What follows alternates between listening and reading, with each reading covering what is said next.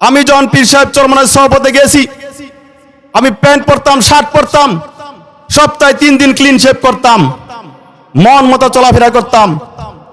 যখন আল্লাহর ভয় আমার ভিতরে বিদ্যমান হয়ে গেল, তখন চিন্তা করলাম আমি দাঁড়িয়ে রাখবো কোনো ব্যক্তিকে খুশি করার জন্য না, আর দুনিয়াবি কোনো হিরোদের কাটিং আমি দাঁড়িয়ে রাখবো না, দাঁড়িয়ে রাখবো আল্লাহর জন্য, আল্লাহ রসুলের জন্য। লম্বা দাঁড়িয়ে রেখেছি, শার্ট খুলে গায়ের মধ্যে জুব্বা পরেছি, মাথার মধ্যে বড় বড় চুলগুলি কেটে মাথার মধ্যে আল্লাহ রসুলের সুন্নত টুপি উঠাই দিছি। আমার একটাই আশা, এই কারণে যদি আল্লাহ তাআলা আমাকে পরকালে মাফ করে তাহলে আমি সফল হয়ে যাব। আমি এক সময় অন্য দলের সাপোর্ট ছিলাম। আমি বলতেছি, আপনারা হয়তো জানেন না, আমি নেতৃত্ব নেই নাই, আমাকে প্রপোজাল করা হয়েছিল, আমি প্রপোজাল প্রত্যাখ্যান করেছি। কিন্তু মনে মনে আওয়ামী লীগকে আমি ভালোবাসতাম। 2010-এর আগে যখন দেখেছি পীর সাহেব চরমনার সহবতে চলে গেলাম, ওনার আদর্শে দেখে, ওনার কথাবার্তা শুনে, ওনার নসিহত শুনে নিজে এতটুকু বুঝতে পেরেছি আমি যে পথে পা রেখেছি এবং যে পথে হাঁটতেছি সেটা আমার জন্য ভুল পথ, সেটা আমার পশ্চিমের পথ না, সেটা আমার পূর্বের পথ। আমি যে পথে হাঁটছি সেটা আমার ডান পথের পথ না, সেটা আমার বাম পথের পথ। অতএব তখন তাৎক্ষণিকভাবে আমি আমার জীবনের মোড়কে পাল্টিয়ে দিয়েছি। আপনারা অবগত আছেন, আমি যখন পীর সাহেব চরমনায় সহপথে গেছি, আমি প্যান্ট পরতাম, শার্ট পরতাম, সপ্তাহে 3 দিন ক্লিন শেভ করতাম, মন মতো চলাফেরা করতাম। যখন আল্লাহর ভয় আমার ভিতরে বিদ্যমান হয়ে গেল, তখন চিন্তা করলাম আমি দাঁড়িয়ে রাখবো কোনো ব্যক্তিকে খুশি করার জন্য না, আর দুনিয়াবি কোনো হিরোদের কাটিং আমি দাঁড়িয়ে রাখবো না, দাঁড়িয়ে রাখবো আল্লাহর জন্য, আল্লাহ রসুলের জন্য। লম্বা দাঁড়িয়ে রেখেছি, শার্ট খুলে গায়ের মধ্যে জুব্বা পরেছি, মাথার মধ্যে বড় বড় চুলগুলি কেটে মাথার মধ্যে আল্লাহ রসুলের সুন্নত টুপি উঠাই দিছি। আমার একটাই আশা, এই কারণে যদি আল্লাহ তাআলা আমাকে পরকালে মাফ করে তাহলে আমি সফল হয়ে যাব।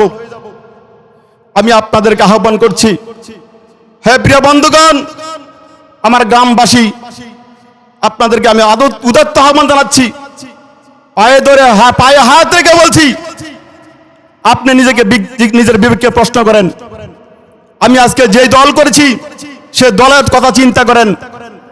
আমার নেতা কয় ওয়াক্ত নামাজ পড়ে? আমার নেতা ওযু করতে পারে কিনা? আমার নেতা মসজিদে ইমামতি করার যোগ্যতা রাখে কিনা? আমার নেতার মধ্যে রসুলের আদর্শ পাওয়া যায় কিনা? নিজেকে প্রশ্ন করেন।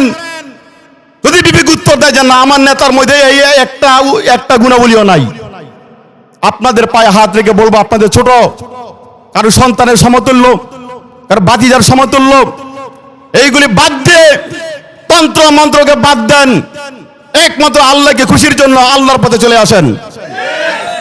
আমরা অনেকে বলে দুঃখ লাগে, আবার হাসিও হাসে, তামাশা করে।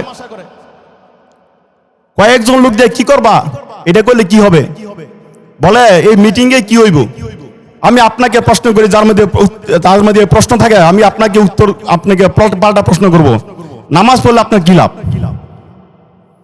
নামাজ পড়লে যে লাভ, আজকে আমরা যে মিটিং করছি সেই লাভ। রমজান মাসে রোজা থাকলে যে লাভ, আমরা আজকে মিটিং করে সেই লাভ। যাকাত দিলে যে সওয়াব, আমরা যে রাজনীতি করি এটা তেমনই এক সওয়াব। জিকির করলে যেমন সওয়াব পাওয়া যায়, আমাদের রাজনীতি এমনই সওয়াব। বলতে পারি ওটার সাথে ওটা মিলাই কেন? উত্তর নেন। আমরা রাজনীতি একটা উদ্দেশ্য করি না, উদ্দেশ্য একটা হাদিস আছে, ইন্নামা আমালু বিন্নিয়াত, নিয়তের গুণে ফল, যার যেরকম নিয়ত তার ফল তেমনই পাবেন। আমাদের নিয়তের কথা শোনেন, আমাদের লক্ষ্য কি শোনেন, আমাদের উদ্দেশ্য কি শোনেন। আমাদের নিয়ত যদি ভালো হয়, লক্ষ্য যদি সঠিক হয়, উদ্দেশ্য যদি মহৎ হয় এবং আল্লাহর জন্য হয়, তাহলে আমাদের আজকে বছর ইবাদত কথা ঠিক কিনা? আমাদের লক্ষ্য হচ্ছে এই সমাজে প্রচলিত সমস্ত জাহিলিয়াতকে দূর করে। জাহিলিয়াত কি? সমস্ত অজ্ঞতা, মূর্খতা, সমস্ত কোরআন বিরোধী চাল চলন যে সমাজে বিদ্যমান সেগুলি প্রত্যাখ্যান করে দিয়ে আল্লাহর জমিনে ইসলামী আদর্শের মাধ্যমে রাসূলুল্লাহ সাল্লাল্লাহু আলাইহি সাল্লামের আদর্শের মাধ্যমে খোলাফায়ে রাশেদের নমুনায় আমরা এই দেশকে একটি কল্যাণ রাষ্ট্রে পরিণত করতে চাই। আমি কি আপনাদেরকে বুঝাতে সক্ষম হয়েছি? এটা হচ্ছে আমাদের উদ্দেশ্য। চূড়ান্ত লক্ষ্য হচ্ছে দুনিয়ায় শান্তি এবং পরকালে মুক্তির জন্য আমাদের আজকের রাজনীতি। অতএব আমরা যদি এই দেশকে কল্যাণ রাষ্ট্রে পরিণত করতে পারি, আমরা যদি আল্লাহর দেওয়া যে বিধান, এই বিধানকে যদি আমরা সংসদে নিয়ে যেতে পারি, তাহলে এই বিধান অনুযায়ী এই দেশের মধ্যে কোরআনী শাসন প্রতিষ্ঠিত হবে, কোরআনের বিধান অনুযায়ী আইন পাশ করা হবে। আর আইন যখন পাশ করা হবে তখন এই দেশে 92% মুসলমানের রাষ্ট্রে আজকে যারা নামাজকে নিয়ে গুরুত্ব করে, তারা নামাজকে নিয়ে গুরুত্ব করতে পারবে না। মুসলমান আজান হলে মসজিদে জামাতে নামাজ পড়তে হবে। এই কথা বলার পরে আমার সংখ্যালঘু যে ভাইরা আছে, হিন্দু, খ্রিস্টান, বৌদ্ধ, তাদের মধ্যে প্রশ্ন আসতে পারে তাহলে আমাদের কি অবস্থা হবে। আমি আপনাদের উদ্দেশ্যে বলতে চাই, ইসলামী রাষ্ট্র যদি কায়েম হয় তাহলে এই দেশের মধ্যে সমস্ত ধর্মের, সমস্ত বর্ণের, সমস্ত শ্রেণীর, সমস্ত পেশার মানুষ তার স্বাধীনভাবে বসবাস করতে পারবে। মুসলিম তার স্বাধীনভাবে বসবাস করতে পারবে, মুসলমান তার ধর্ম অনুশাসন করতে, তার মুসলমান তার ধর্ম ইসলামকে সে সুন্দরভাবে পালন করতে পারবে। আমাদের হিন্দু ভাইরা তাদের যে পূজা আছে সহ যত তাদেরকে ধর্মীয় কৃষ্টি কালচার আছে সব একদম নিরাপদে তারা পালন করতে পারবে। বৌদ্ধরা তাদের যেই ধর্মীয় যে কার্যক্রম আছে সেটা সুন্দরভাবে নিশ্চিন্তে নিরাপত্তার সাথে তারা পালন করতে পারবে। এটার নাম হচ্ছে ইসলাম। ইসলাম কারোর উপর চাপ দেয় না। ইসলাম শান্তির ধর্ম। এই শান্তির ধর্ম সকলের উপরে সুবিন্যস্ত। ইসলাম শুধু মুসলমানদের জন্য কল্যাণে কাজ করে না, ইসলাম এ গোটা মানব জাতির জন্য শান্তির কাজ করে। এই জন্য আমরা কি করব, আগামী দিন ইসলামকে আমরা ক্ষমতায় নেওয়ার জন্য যার যার জায়গা থেকে আমরা চেষ্টা করবো। রাজি আছি তো ইনশাল্লাহ? আমরা আজকে যারা উপস্থিত, আমরা আবারও বলতে চাই, আপনারা যারা এদিক সেদিক ঘুরতেছেন এবং এই মন্ত্র, এই তন্ত্র, এই আদর্শ, সেই আদর্শ লালন করতেছেন, বাদ দেন। এই আদর্শ নিয়ে আমি লালন করি তাহলে আমার কোনো কাজ হবে না। একটা কথা বলতে চাই, আমি আজকে যদি মারা যাই, আমার জানাজার মধ্যে বহু তাহাজ্জুদ গুজারি নামাজ লোকগুলি আসবে, তাহাজ্জুদ গুজারি লোক আসবে, যারা 5 ওয়াক্ত নামাজ জামাতে পারে, যারা জিকির করে, এই লোক আমার জানাজা আসে বলবে যে আফজাল ছিল ইসলামী দলের একজন সৈনিক। কথা ঠিক কিনা? আপনাকে প্রশ্ন করি, আপনি যে দল করেন সেই দলের আপনি যদি মৃত্যুবরণ করেন, আপনার নেতারা এসে বলবে আমার দল ইমুক আদর্শ লালন করতো, আমি নাম বলবো না।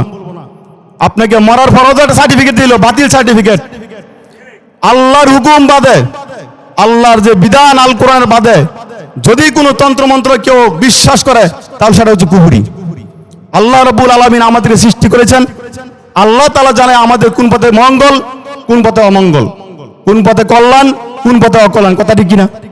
আমাদের কল্যাণের কথা চিন্তা করে আল্লাহ রাব্বুল আলামিন আমাদের আল কোরআন আমাদেরকে দান করেছেন। তো এই আল কোরআন অনুযায়ী আমার পূর্ববর্তী বক্তা বলে গেছেন, যেই পরিবেশ যেই ব্যক্তির মধ্যে ইসলাম আছে সেই ব্যক্তি শান্তির মধ্যে আছে। যেই পরিবারে ইসলাম আছে সেই পরিবার শান্তি আছে। যেই সমাজে ইসলাম প্রতিষ্ঠিত আছে সেই সমাজের মধ্যে শান্তি আছে। ঠিক বিশ্বের যেই সমস্ত ভূখণ্ড তথা রাষ্ট্রের মধ্যে ইসলাম আছে সেই ভূখণ্ড তথা সেই রাষ্ট্রের মধ্যে শান্তি আছে। কথা ঠিক কিনা?